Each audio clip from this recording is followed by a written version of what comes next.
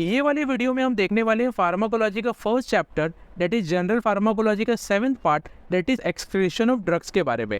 इस वीडियो के पहले हमने जनरल फार्माकोलॉजी के काफ़ी सारे पार्ट्स को कवर किया है और अगर अभी तक आपने इन वीडियोस को नहीं देखा है जो कि आपके एग्जाम पॉइंट ऑफ व्यू काफ़ी ज़्यादा इंपॉर्टेंट है, तो आपको इन वीडियो लेक्चर का जो लिंक है वो डिस्क्रिप्शन बॉक्स में मिल जाएगा। वहाँ से जाके आप ये वीडियो लेक्चर भी देख सकते हैं एंड इन वीडियो लेक्चर का जो नोट्स है वो भी आप फ्री ऑफ कॉस्ट डाउनलोड कर सकते हैं।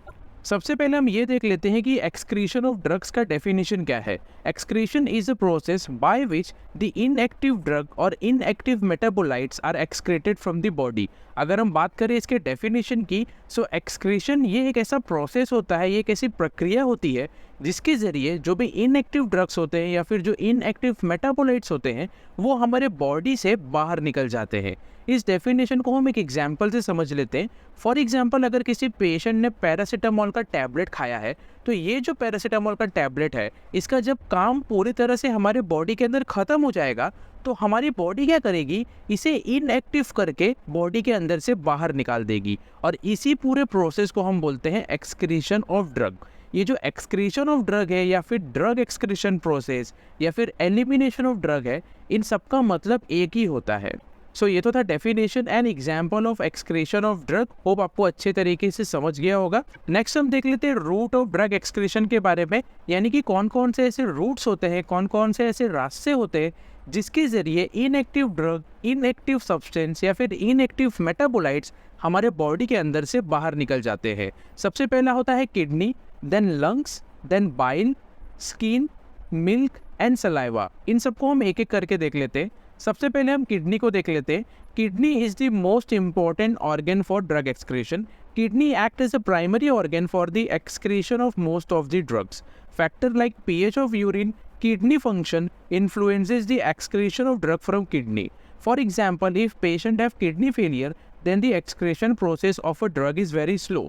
Weak acidic drug excreted in basic urine, weak basic drug excreted in acidic urine. अगर हम बात करें किडनी की, सो किडनी ये एक बहुत ही ज़्यादा इम्पॉर्टेंट ऑर्गन होता है किसी भी ड्रग एक्सक्रीशन के लिए। इम्पॉर्टेंट ऑर्गन के साथ ही साथ किडनी ये एक ऐसा प्राइमरी ऑर्गन होता है जिसके ज़रिए काफ़ी सारे ड्रग का एक्सक्रीशन होता है। काफ़ी सारे ऐसे फैक्टर्स होते हैं जैसे कि यूरिन का जो pH होता है या फिर किडनी फंक्शन, ये ऐसे फैक्टर्स होते हैं जिसकी वजह से किडनी का जो एक्सक्रीशन प्रोसेस है वो अफेक्ट हो सकता है।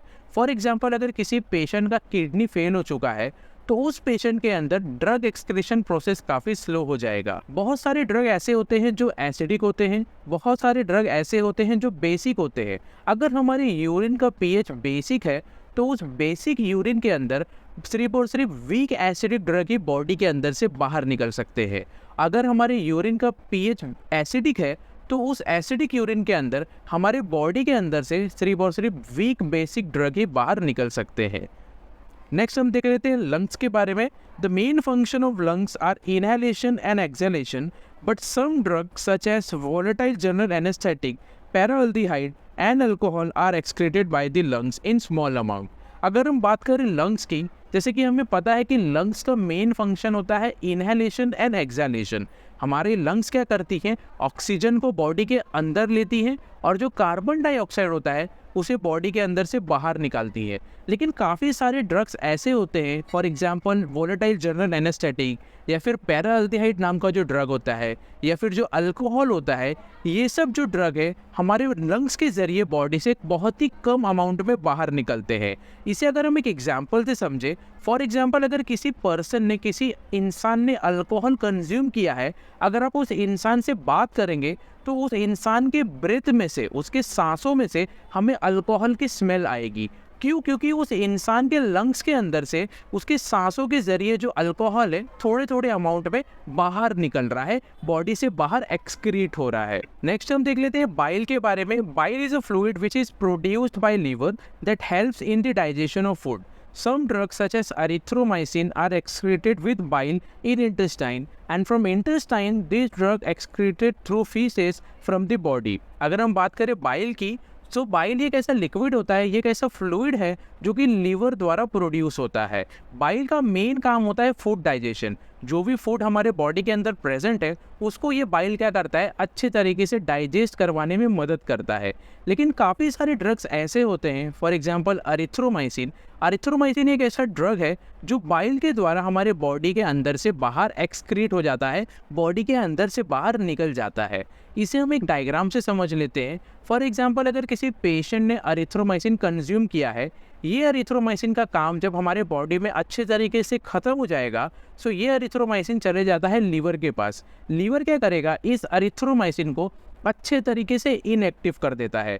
जैसे ही ये अरिथ्रोमाइसिन इनएक्टिव हो जाएगा, वैसे ही क्या होगा, ये जो अरिथ्रोमाइसिन ड्रग है बाइल के साथ साथ लीवर में से बाहर निकलता है और पहुंच जाता है स्मॉल इंटेस्टाइन में। अब स्मॉल इंटेस्टाइन में जो भी वेस्ट मटेरियल प्रेजेंट होते हैं, जो फीसेस प्रेजेंट होते हैं, जो स्टूल प्रेजेंट होता है, उसके साथ साथ ये जो अरिथ्रोमाइसिन है बॉडी से बाहर निकल जाता है। Next is skin. Some heavy metals such as arsenic and mercury are excreted through the skin in very small amount. If patient is taking arsenic for a long time, then the arsenic are excreted from the skin. काफ़ी सारे heavy metals ऐसे होते हैं जो हमारे skin के द्वारा, हमारे चमड़ी के द्वारा बॉडी से बाहर एक्सक्रीट होते हैं। For example arsenic and mercury, ये ऐसे हैवी मेटल्स हैं जो हमारे बॉडी के अंदर से स्किन के द्वारा बाहर एक्सक्रीट होते हैं। अगर किसी पेशेंट ने काफ़ी लंबे समय तक आर्सेनिक का कंजम्पशन किया है, तो वो जो आर्सेनिक ड्रग है पेशेंट के स्किन के ज़रिए थोड़े थोड़े अमाउंट में, काफ़ी स्मॉल अमाउंट पे बॉडी से बाहर एक्सक्रीट हो जाता है, बॉडी से बाहर निकल जाता है। नेक्स्ट है milk. Drug like chloramphenicol and chlorpromazine are excreted in the breast milk. काफ़ी सारे ड्रग्स ऐसे होते हैं जो मदर के ब्रेस्ट मिल्क के द्वारा बॉडी से बाहर निकल जाते हैं। फॉर एग्जांपल क्लोराम्फेनिकोल एंड क्लोरप्रोमेजिन, ये ऐसे ड्रग्स हैं जो मदर के ब्रेस्ट मिल्क होते हैं उसके ज़रिए बॉडी के अंदर से बाहर निकलते हैं। Next is saliva. Drugs like iodides and lead compounds are excreted through saliva in small amount. काफ़ी सारे ड्रग्स ऐसे होते हैं जो सलाइवा के द्वारा, जो हमारे माउथ के अंदर लार प्रेजेंट होता है उसके द्वारा बॉडी से बाहर निकलते हैं। For example iodide and lead compounds. अगर किसी पेशेंट ने आयोडाइड को कंज्यूम किया है, सो ये जो आयोडाइड है, जो सलाइवा है, उसके ज़रिए थोड़े थोड़े स्मॉल अमाउंट में बाहर निकल जाता है बॉडी से। सो ये तो था route of drug excretion. Hope आपको अच्छे तरीके से समझ गया होगा।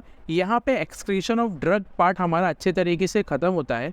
So thanks for watching this video guys. अगर आपको इस वीडियो से रिलेटेड कोई भी क्वेश्चन है तो आप हमें कमेंट बॉक्स से पूछ सकते हैं, या तो आप अपना डाउट हमें ईमेल भी कर सकते हैं। इंस्टाग्राम पे भी आप हमसे कनेक्ट हो सकते हैं। इंस्टाग्राम पे हमारा पेज है फार्मा यूनिट नाम से, और ये वीडियो लेक्चर के नोट्स यानी कि एक्सक्रीशन ऑफ ड्रग के नोट्स आप डाउनलोड कर सकते हैं। डाउनलोड करने का जो लिंक है वो आपको डिस्क्रिप्शन बॉक्स में मिल जाएगा।